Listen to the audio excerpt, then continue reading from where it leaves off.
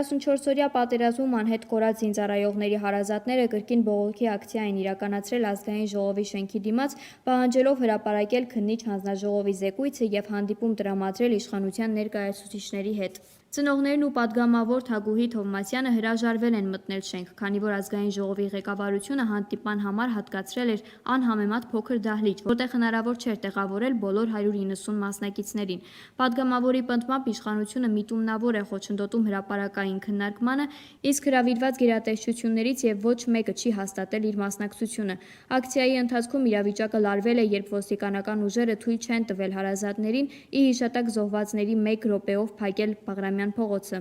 Հարազատները շեշտել են, որ 6 տարի շարունակ փակ դռների հետևում խաբված լինելուց հետո այլևս չեն վստահում իշխանություններին և պահանջում են բաց ու հրապարակային պատասխաններ։ Այսօրվա կեղծ իշխանությունը թուրքահպատակ խաղաղություն չի բերել, սա ընդամենը ժամանակավոր հրադադար է, քանի որ այնքան բան է խոստացել Էլդովանին և Ալիևին։ Եթե չանի հաստատ պատերազմ կլինի, ոչ թե ինքը կլինի, մեկ ուրիշը կլինի, իրանք վախենում են, եթե մեկ ուրիշ իշխանություն գա, կհրաժարվեն Զանգեզուրի միջանցքից, մնացած ոչ հայանպաստ խոստումներից ու ուզած չուզած պատերազմ լինելու է։ Մի խոսքով, մի հավատացեք կեղծ իշխանությանը,